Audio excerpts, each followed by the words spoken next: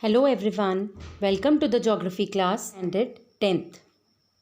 The lesson that I am going to take today is lesson number 9, Mineral and Energy Resources, part 2. Given on page number 181 of your textbook. The topic that I am going to take today is tidal energy. Now children, what is tidal energy? Tidal energy is a form of hydropower that converts the energy of tides into useful forms of power. Now, what are these tides? Tides are the periodic rise and fall of the sea surface occurring once or twice a day, driven by the gravitational attraction of the sun and the moon and by the earth's rotation. Now, let us begin with an intro to our topic. Tidal power, also called as tidal energy, is a form of hydropower which converts the energy of tides into the useful form of power, mainly in electricity. Tides are the waves caused due to gravitational pull of the moon and the sun. Ocean tides are the periodic rise and fall of ocean water level that occurs twice in each lunar day. During one lunar day, the ocean water fall level rises twice and fall twice. Time interval between a consecutive low tide and high tide is 6.207 hours. Now, what is this tidal range? Tidal range is the difference between the consecutive high tide and low tide. During high tide, the water flows into the dam, and during low tide, water flows out, which results in moving the turbines. Although not yet widely used, tidal power has potential for future electricity generation. Tides are more predictable than wind energy and solar power. Now, tides. This tidal electricity generation works as the tides comes in and again when it goes out. As you can see in this picture, the tides are coming in, the seawater is rising and it's entering an estuary. And thus, the turbine in between the level is rotating and the electricity is being produced. Now, the turbine is driven by the power of the sea in both the directions. So, when the tides are going out, the sea levels decreases and the water through the estuary rises high and the turbines are rotating. In instance, rotating the turbines and the electricity is produced. Now, how do these tides comes and go? The gravitational force of the moon causes the oceans to bulge along an axis pointing directly at the moon. The magnitude of this attraction depends upon the mass of the objects and its distance away. Now, there are two types of tides, that is high tide and low tides. Now, spring tides. When the sun and the moon are in a line, that is a straight line, their gravitational attraction of the earth combines and causes a spring tide or a high tide.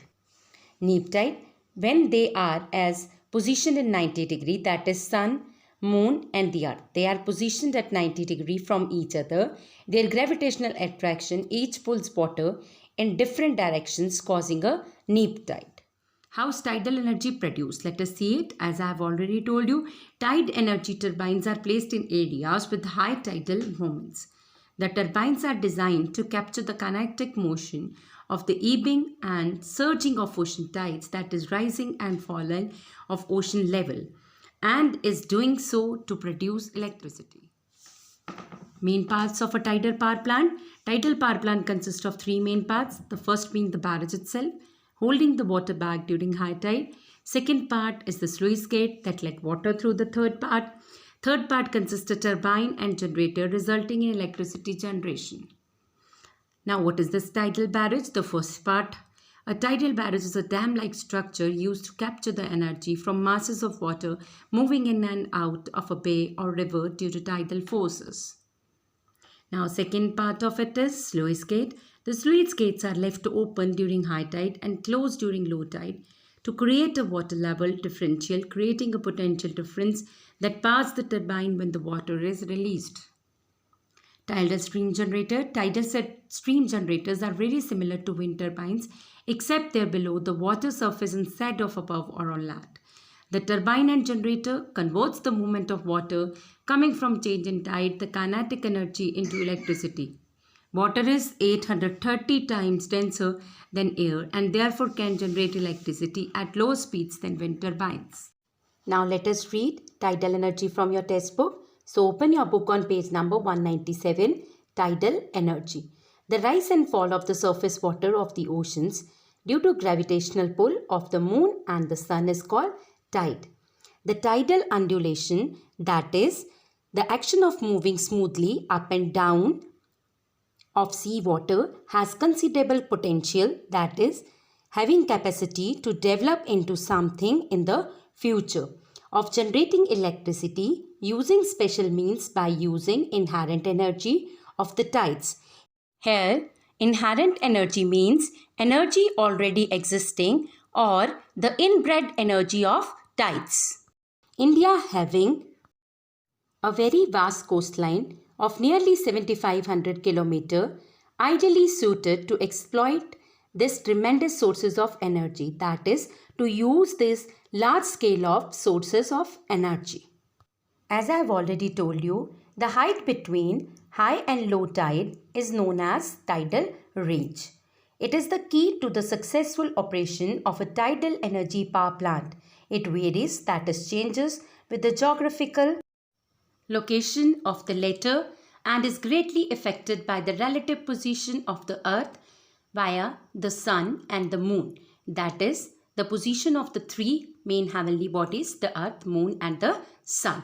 The conditions of the tide are maximum when there is a new moon or full moon day, that is Amavasya, or Purnamashi day, when all the three heavenly bodies are aligned, that is, they are placed in a straight line, and is at a minimum when the sun and the earth and the moon are at right angles, that is, at an angle of 90 degrees. The dam incorporates, that is, it takes in something as a part of a whole or includes fixed plate turbines and a series of sluice gates.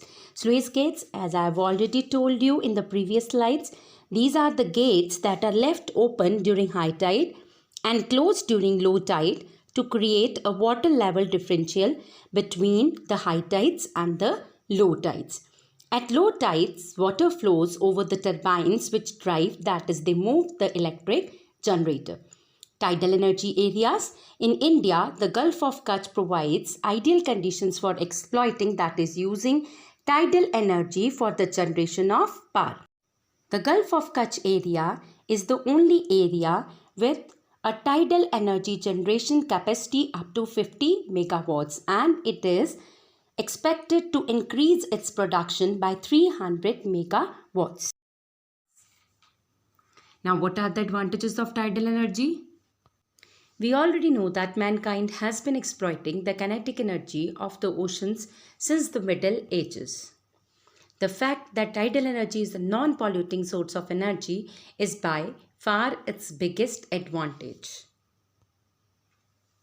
It is a source of renewable energy, that is, it can be used for ages.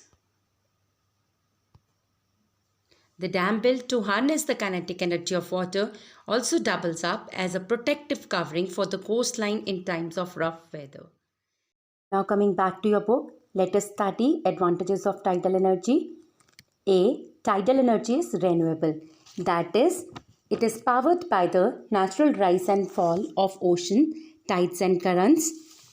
Moreover, it is most reliable because of continuous change in tidal movements twice a day due to moon's gravitational force. It is environmental friendly because it does not take up a lot of space and does not emit any greenhouse gases like other fossil fuels. It is predictable. Sea currents are highly predictable, that is, high and low tides can be predicted years in advance as there is a definite surety of high and low tides occurring twice a day, developing with well-known cycles, which makes it easier to construct tidal energy systems with correct dimensions. Next is, it is effective at low speed as water is 1,000 more dense than air, which makes it possible to produce electricity at low speed. It has a long lifespan as it uses no fuel and does not produce any byproduct. Hence, it is cost effective as it is easy to maintain as compared to other renewable energy resources. Thus, it lasts for a long time. It serves as a coastal protection as tidal barrages provide protection against flooding and land damage. Small dams and barrages which are used to harness, that is to store tidal energy, could protect ship ports and coastal areas from the dangerous tide during storms and bad weather conditions. Now, disadvantages of tidal power. The generation of tidal power has specific geographical requirements. The locations that are ideal for this are often remote, which in turn adds to the initial investment as well as overall expenditure. On the economic front, the technology is quite expensive and is still believed to be in its infancy.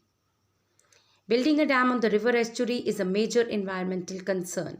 First, the marine life will be exposed to the rotating turbines, and if the water is blocked at the estuary, it will affect the salinity levels, that is, the salt levels in the oceans, levels of the tidal basin.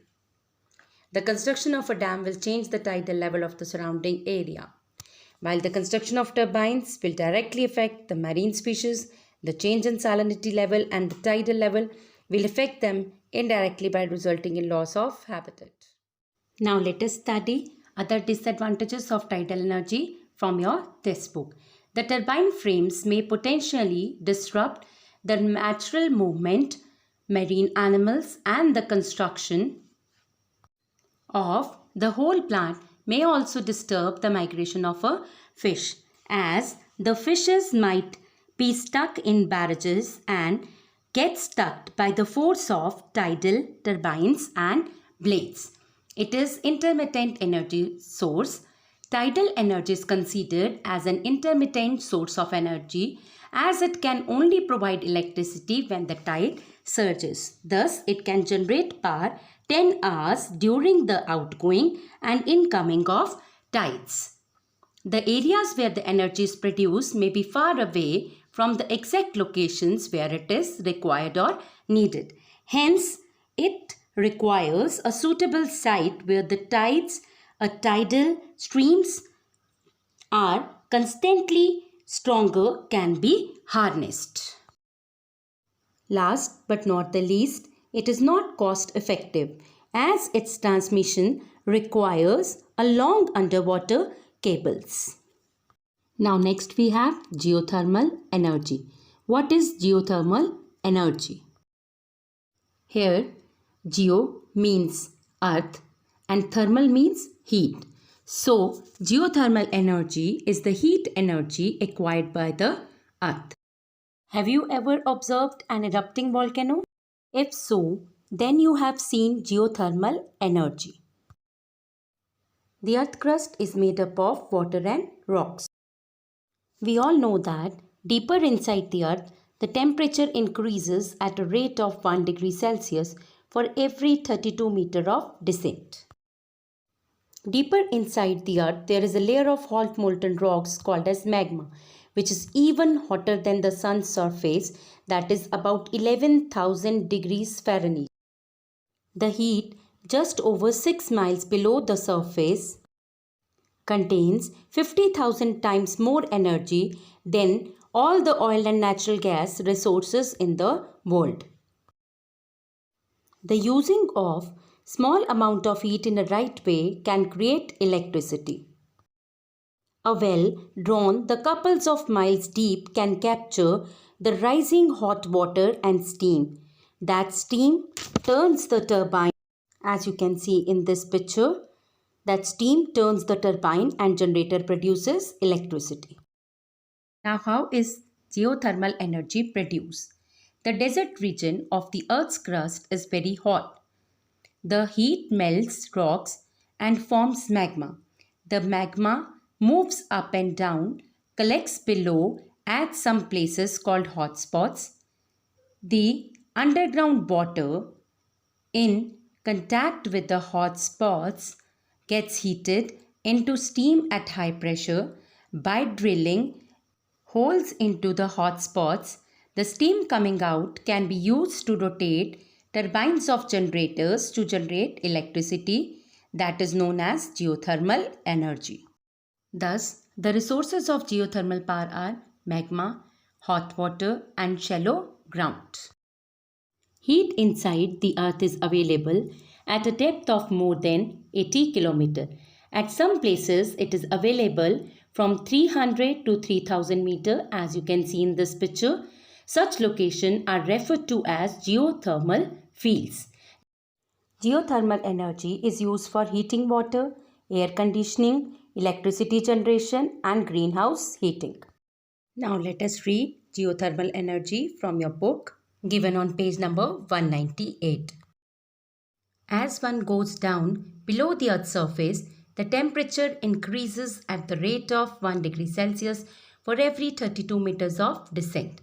The energy derived by exploiting, that is using this phenomena, that is process, or the internal heat of the earth is known as geothermal energy. The surface water seeping through the earth, that is through the cracks and crevices present on the earth's surface, can result in heating and even turn into steam at great depths, as you have seen earlier in the pictures. The steam rotates a turbine that activates a generator which produces electricity. You have already seen this process in the previous slides. Two experimental projects to develop this form of energy have been set up. One is in Parvati Valley in Himachal Pradesh and the other is in Pupa Valley. This is the map of India showing the location of geothermal power plants at Parvati Valley in Himachal Pradesh and Pupa Valley in Ladakh in Jammu and Kashmir in orange. There are 7 geothermal provinces in India. They are the Himalayas, Sohana, West Coast, Cambay, Son, Narmada, Tapi, Godavari and Mahanadi. So children, this is the map of India showing 7 geothermal provinces in India, that are Himalayas, Sohana, West Coast, Cambay, Son, Narmada, Tapi, Godavari and Mahanadi. Now let us study the advantages of geothermal energy. A. Geothermal energy is environmental friendly. Geothermal energy is extracted from the earth without burning fossil fuels like coal and petroleum. Geothermal fuels do not produce any emission. That is, they do not produce any harmful gases. It is eco-friendly or environmental friendly as, unlike other fossil fuels, it does not emit gases like carbon dioxide, carbon monoxide, CH4, CFCs, HFCs, H2O, etc., which in turn results in global warming. Unlike solar and wind energy, geothermal energy is more reliable source of energy as it can be generated for years to go. Now coming back to your book, geothermal energy is more reliable source of renewable energy. Compared to other renewable energies like solar and wind energy, geothermal energy is a relatively constant, that is regular source of energy and is available all the time. High efficiency and low maintenance. Geothermal heat pump systems use less electricity for heating and cooking and requires less space for hardware as opposed to conventional systems like coal and petroleum. As after installing it involves low running cost since it saves 80% cost over fossil fuels like coal and petroleum and no fuel is used to generate the power. Now let us study the disadvantages of geothermal energy. A. Environmental concerns. Unfortunately, that is unluckily, although considered environmental friendly, the extraction, that is taking out of geothermal energy from the grounds, leads to release of hydrogen sulfide, which is not pleasant as it gives a foul smell. B. Possibility of depletion, that is getting less day by day. And then finally coming to an L. Although considered a sustainable and renewable energy, the specific locations might cool down after some time, and it may not be possible to harvest more geothermal energy. Hence, in order to maintain sustainability of geothermal energy, fluid needs to be pumped back into the underground reservoirs faster than it is depleted. This means this energy needs to be managed to maintain its sustainability. C. High investment and installation cost. Other disadvantage is that initial, that is final investment cost may be high. It is expensive resource to tap into, with prices tags ranging from around $2 to 7 millions for a plant with 1 megawatt capacity. Now read both the topics, that is geothermal energy and tidal energy, and solve the related back questions. Thank you and have a nice day. Stay safe and healthy.